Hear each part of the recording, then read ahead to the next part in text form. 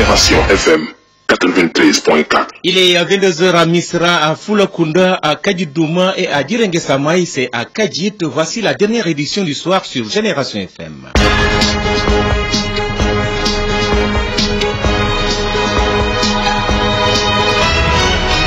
À la une, l'Eid el-Fitr sera célébré demain vendredi au Sénégal. C'est du moins ce que affirme la commission chargée de scruter le croissant lunaire qui s'était réunie dans les locaux de la RTS ce jour. Ainsi, comme annoncé, le Sénégal va pour la première fois depuis 2016 célébrer cette fête qui marque la fin du mois de Ramadan à l'unisson. Nous en parlons dans cette édition. Fête de la Korité qui se prépare activement. L'Eid el-Fitr s'annonce donc à grands pas. Le marché est très bien approvisionné en denrées de grande consommation en cette veille de fête. Une assurance du chef de service régional du commerce de Ziguinchor que vous entendrez. À Ziguinchor, toujours, les avis sont unanimes sur la célébration à l'unisson de la fête de Korité. L'euphorie, elle, se fait sentir à travers la forte présence de clients dans les ateliers de couture. Tailleurs et clients se partagent la responsabilité des faux rendez-vous à l'approche de la fête. À suivre le focus sur cette célébration dans cette présente édition. Et puis, deux individus armés de fusils ont appréhendé ce mardi entre 20h et 21h de jeunes conducteurs de mototaxi Jakarta à hauteur du village de Saliot dans le département de Goudomp. Le point sur cette affaire avec notre correspondant permanent dans le Balantakunda, Ibrahima Sané. Nous parlons également de sport avec l'ouverture de la Coupe du Monde et cette victoire de l'équipe qui accueille les compétitions. Il s'agit de la Russie qui a disposé de l'Arabie Saoudite sur le score sans appel de 5-0. C'est tout pour le menu. Le développement dans un court instant.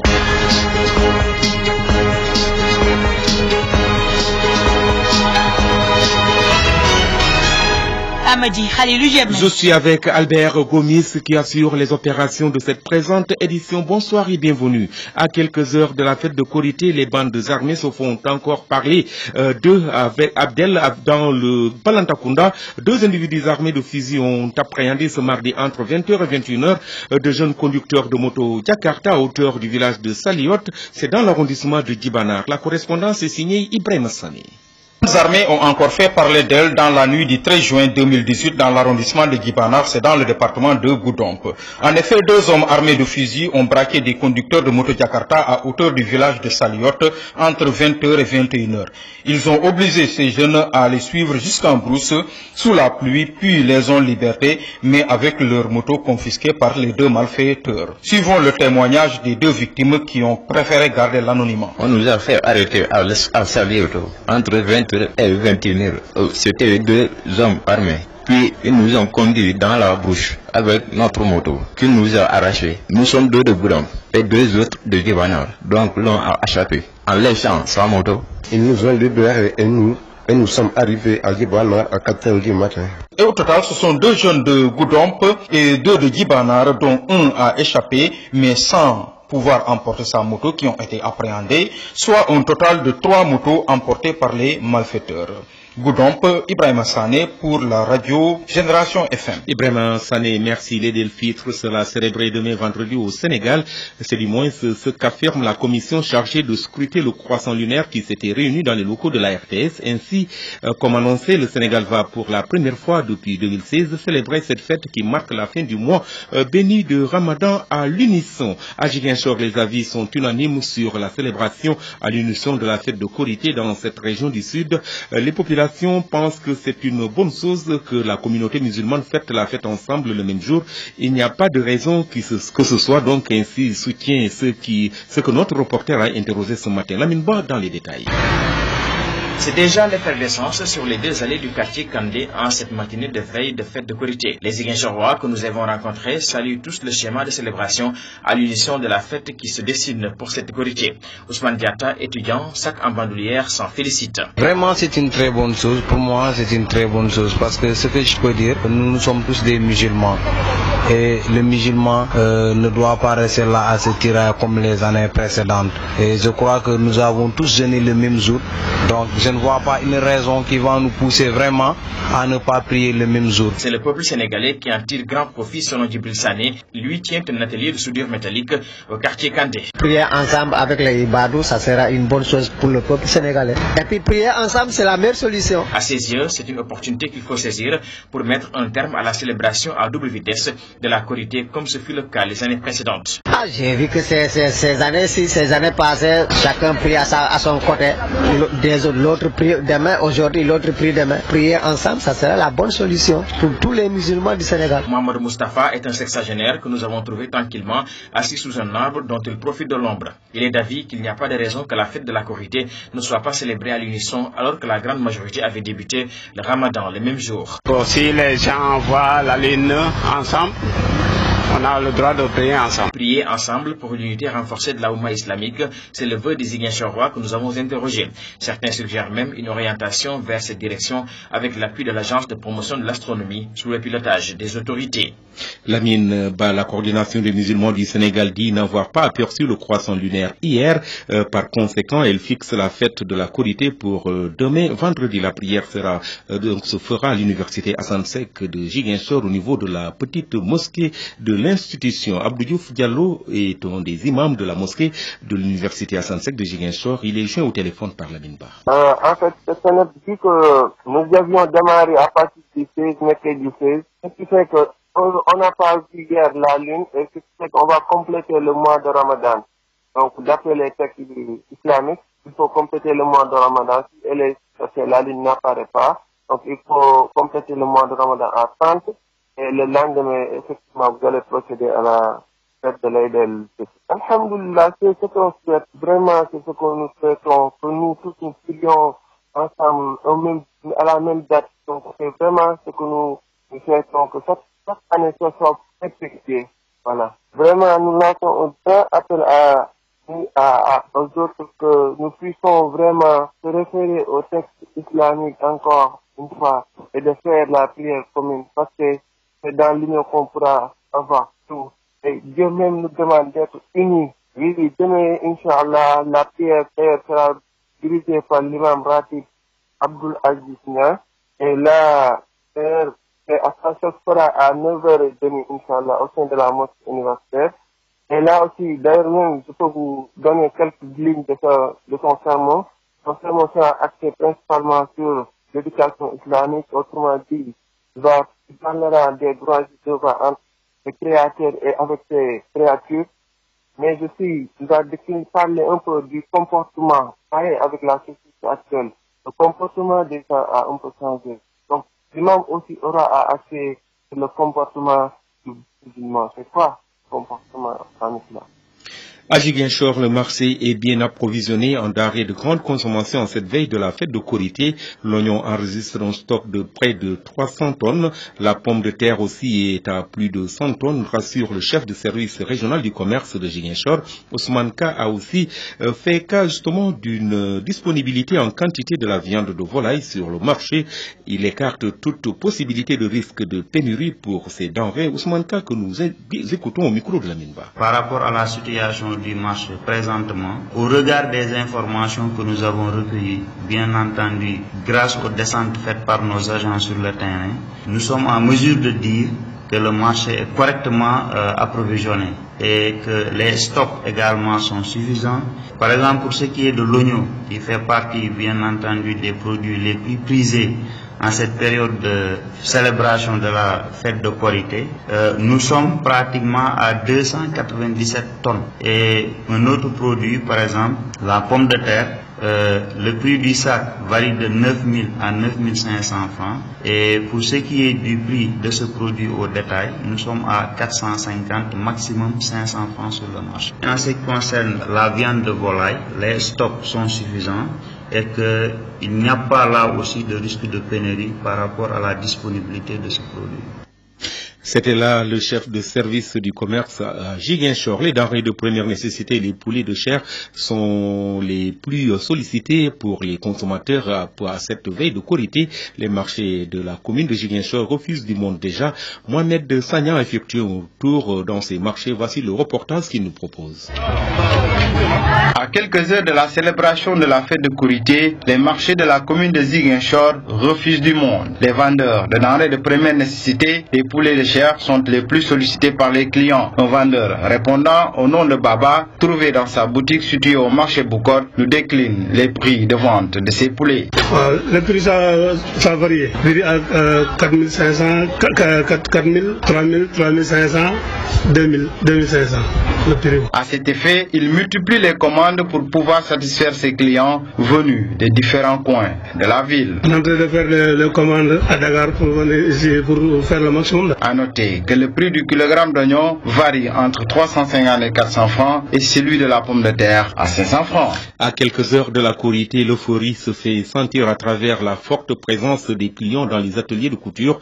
Tailleurs et clients se partagent les responsabilités des faux rendez-vous à l'approche justement de la fête de Korité. C'est la réflexion que nous propose Mambinta Diata. Dernier jour avant la Korité, dans les différents ateliers que nous avons visités, un constat s'impose. C'est la course contre la montre. Les tailleurs travaillent nuit et jour pour satisfaire la clientèle. Et moi, ça fait presque 25 jours que je passe la nuit ici.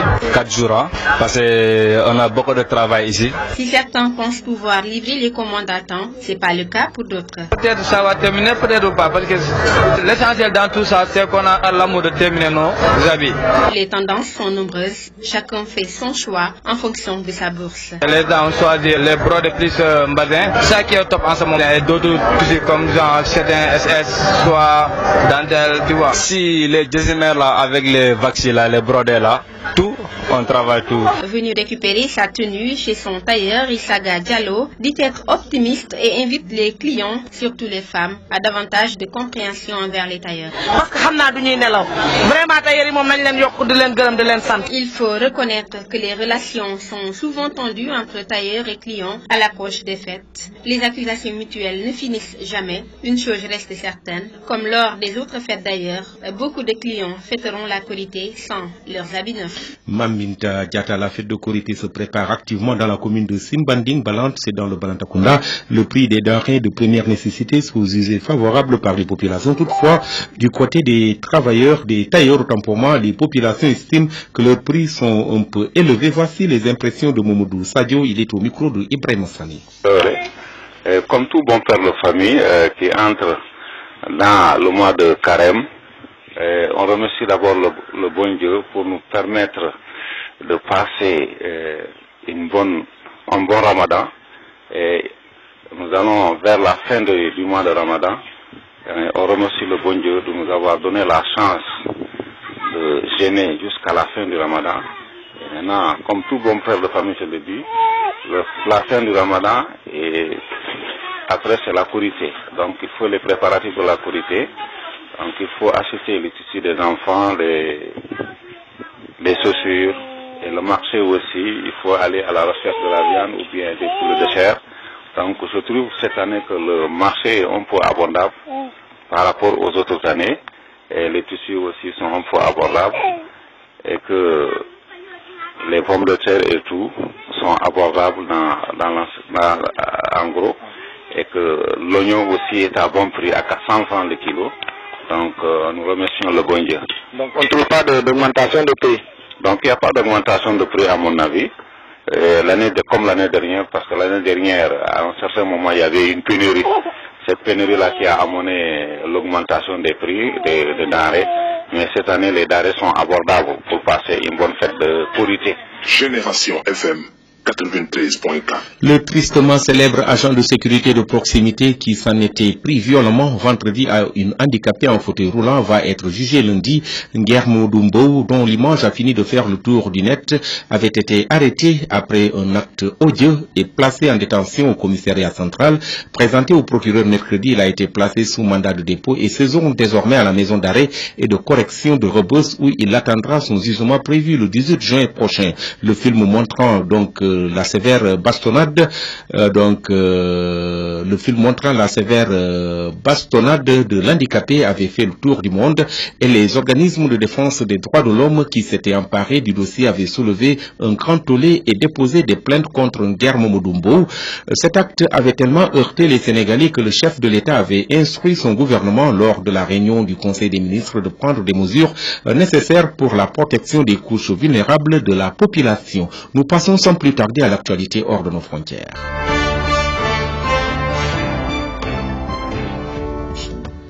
Aujourd'hui, 14 juin, c'est la journée mondiale du don de sang. Au Nigeria, la situation est très critique.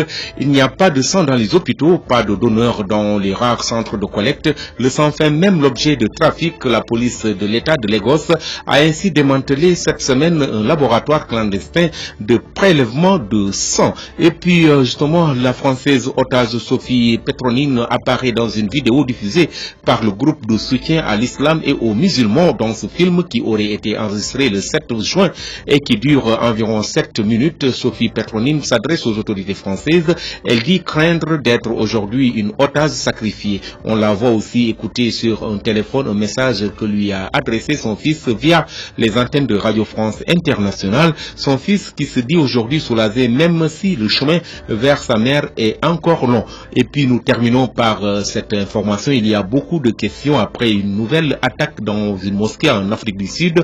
Tout ce jeudi matin, lors de la prière, 2 personnes ont été poignardées à Malmestbury, à 70 km au nord de la ville du Cap. L'assaillant en fuite a ensuite été abattu par la police. C'est le deuxième incident en un mois dans une mosquée dans ce pays qui connaît pourtant une importante diversité et tolérance religieuse. Nous passons au sport.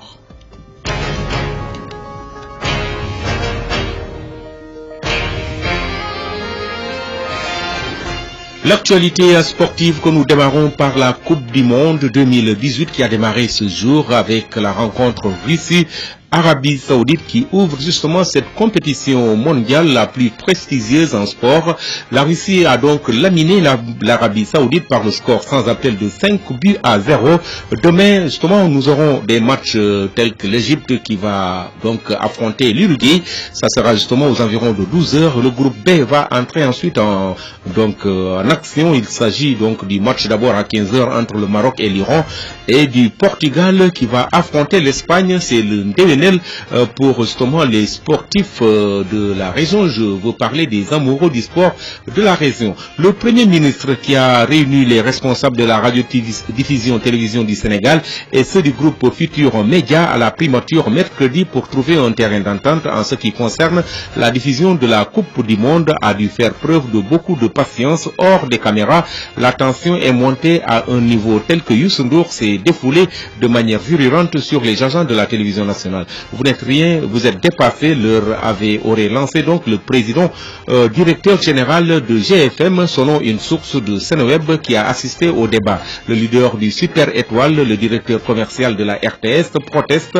Vos propos ne sont pas corrects, vous ne devez pas nous parler de la sorte. Le Premier ministre intervient en adressant une sorte de mise en garde aux responsables de la RTS. N'oubliez pas que vous parlez à un ministre de la République, le tout devant le président du Conseil national de la régulation de l'audiovisuel, Babacar Touré. Finalement, les esprits se sont calmés et un accord a été trouvé pour permettre aux deux parties de diffuser les 64 matchs de la Coupe du Monde qui ont débuté, disons, ce 14 juin en Russie. Et la RTS a accepté de retirer sa plainte contre le groupe Futur Média. Et puis nous terminons par cette information, le comité Alekaza et le Casasport de la Casamance, donc réunis autour de la Convention Sud en synergie avec les comités Alekaza de Saint-Louis, Matam, Fatick, Richard Toll, Kaolack, Tambacounda et la deuxième section de Dakar dirigée par M. Jean Agnil Diatta a tenu à contester avec la dernière énergie la remise du quota donc du comité des supporters du Casasport pour la Coupe du Monde en Russie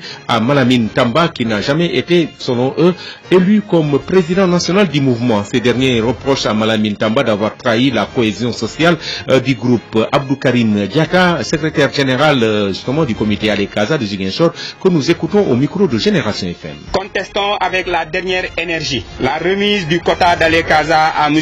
Malamine Tamba, qui n'a jamais été élu comme président national du mouvement Alekaza. Malgré les multiples alertes, le ministre des Sports a cédé à la forfaiture des dirigeants du Casa Sport, qui n'ont qu'une ambition de désagréger des années de sacrifice pour une cohésion des fils de la Casamance naturelle. En posant cet acte, le ministre des Sports vient de consacrer la division des supporters de l'équipe nationale du Sénégal en supporters casamancés et sénégalais. Car pour une représentation de notre pays au Gotha du football mondial, le traitement devrait être un et indivisible comme le sont les couleurs de notre cher Sénégal. À la suite de cela, M. Malamine Tamba a sélectionné des supporters dévoués à sa personne en ne tenant compte d'aucun choix des présidents de section à la suite de multiples précédents malheureux à propos du comportement violent du groupe de M. Malamine Tamba à Dakar lors des rencontres avec le 12e Gaindé. Nous déclarons ceci. Nous reconnaissons notre appartenance au mouvement du 12e Gaindé comme organe fédéral des groupes de supporters des équipes du Sénégal. Nous reconnaissons M. Seydina Issa Laye Diop comme son président et seul interlocuteur de l'ensemble des supporters du Sénégal. Nous démarquons de cette volonté de faire des supporters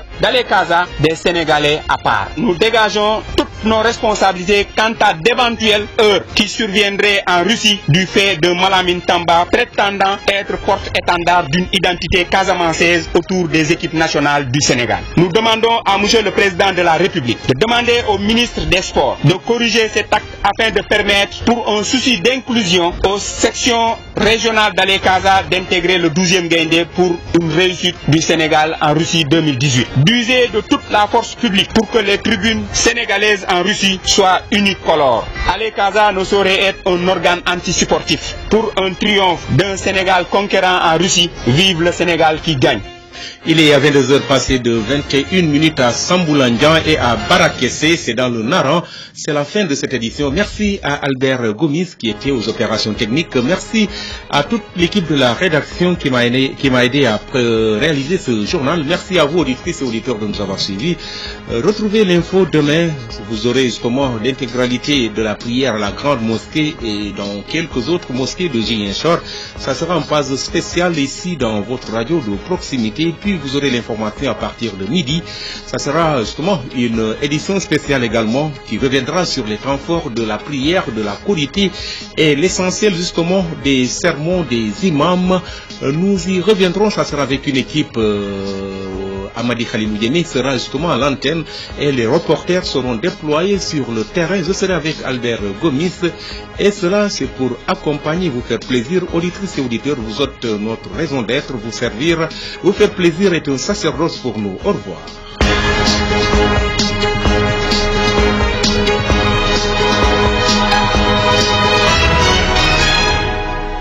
Génération FM 93.4. Génération FM 93.4. Génération FM 93.4. Génération FM 93.4.